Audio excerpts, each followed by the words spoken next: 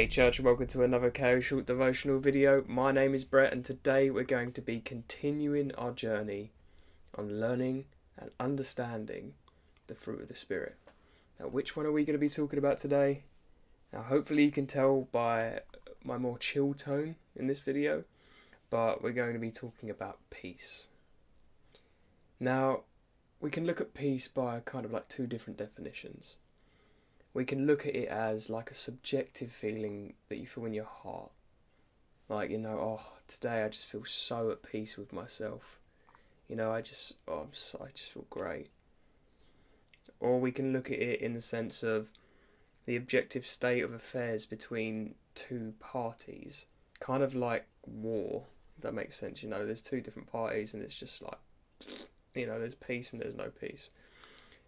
So, if we're going to be talking about peace, I want to throw it kind of way back to the beginning in Genesis. Adam and Eve in the garden, all that stuff. Yeah, fantastic. And it's an old Hebrew word that was used, which is shalom. And that means to right a relationship or bring harmony. So, when Adam and Eve were in the garden, they obeyed God and there was peace. But when the serpent came down and he kind of tainted that peace, he offered that apple to Eve and she deliberately disobeyed God, breaking their shalom and defeating that peace, kind of splitting and dividing that state of affairs. So that shows that by disobeying, and if there's sin, that there is a divide between us and God. And about 7,000 years later, stuff goes on and people are filled with like fear and anxiety and people are struggling with these conflicts. But then the Lord sends his only Son. Jesus is called the Prince of Peace for a reason. He comes down and he is just absolutely fantastic, but he is the one that is able to break through that wall, break through that wall that divides us from God, break through that wall of sin.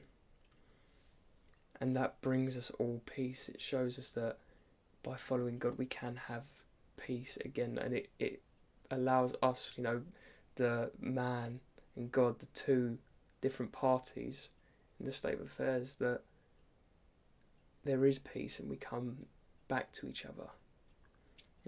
Once Jesus died for us, there was peace. Now, I'd like you to ask yourself, what does peace mean to you? Genuinely. Peace to me is knowing that I'm doing my absolute best to be faithful to God, to, live in his word, to do everything that I can, as long as he's right by my side.